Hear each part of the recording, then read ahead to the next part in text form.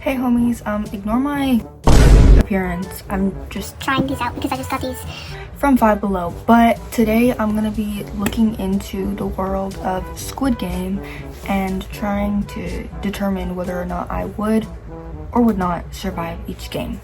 So if you haven't heard of Squid Game, it's a Netflix show. It was super popular in 2020, but it is kind of old.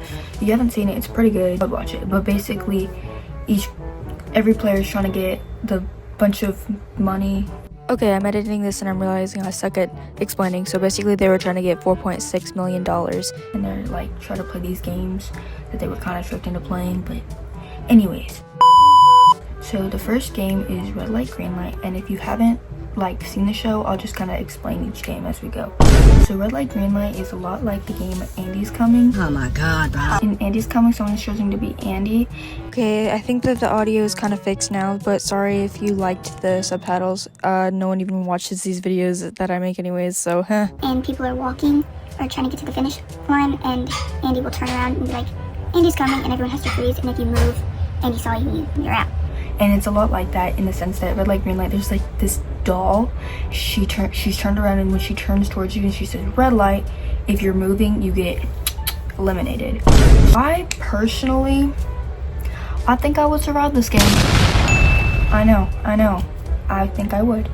And the reason I say I would survive, maybe, I think I would probably survive because I just think I would freeze. Like if it turned around and said red light, I would be like, but I also feel like my biggest enemy, like the biggest possible lose factor, would be when like the other players get eliminated, and I think that loud noise could make me jump. Because literally dropping my phone makes me jump, like someone just broke into my house and it's gonna attack me.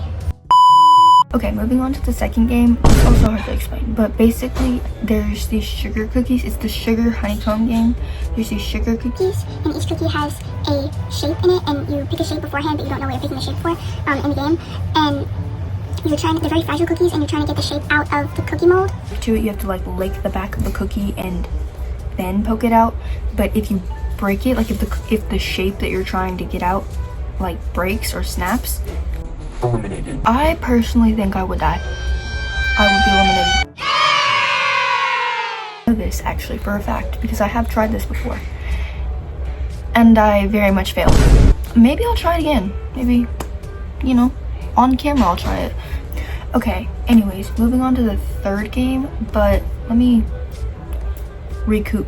Also, ignore my crusty, musty, dusty eyebrows. I might bleach them because I accidentally left my eyebrow down for way too long. But the third game is a pretty simple game. It's tug of war. If you don't know what tug of war is, first, I'm a little concerned for your childhood, and second, I will explain it just in case you don't know or need a refresher. There's a big rope and there's two teams, and each person is tugging, and in the Squid Game version, you're trying to get the other team to a certain mark, so they basically fall into the abyss and get eliminated. I would probably get eliminated. This game is definitely a physical game. Maybe one of the most physical games in Squid Game, and I probably wouldn't team up with a bunch of physical people if I didn't know what we're gonna do. Okay, first of all, I don't know why my voice sounds so weird like in these clips, and also, do y'all like the background image I chose? And by physical people, I just mean like people who are really strong, like bodybuilders or whatever. I'd probably just team up with the people I befriended. I'm trying to make it shake, but it won't shake the ice. Okay, so the fourth game, yeah, I don't know. The fourth game is a little bit more morally challenging. So the game is marbles, and it's really not a game, it's more just psychological torture. So you're put into pairs of two. I don't remember exactly, but I'm pretty sure you choose who you're going with. So let's just say, for the sake of saying, you're with your friends, you choose your pairs. So you're with your friend and you get 10 marbles. Each person gets 10 marbles, and the game is quite literally whoever at the end of the time limit has the most amount of marbles. There's really no set in stone game. You just have to choose who gets the most marbles.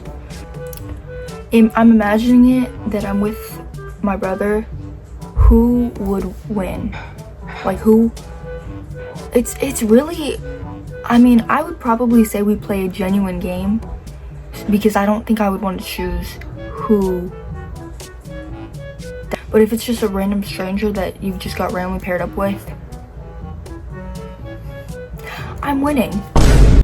Moving on to the 5th game. hopscotch game. I don't really know any other way to say it. I'm pretty sure that's what it's called in the show. In the show, before the game begins, each person doesn't know that the game is that particular game is about to be played, and each person picks a number 1 through however many number of people's, I don't remember. Then when the game starts, it's whoever picks number 1 has to go first, but there's glass, and 1 glass you'll fall through and 1 glass is safe and you have to make it to the end.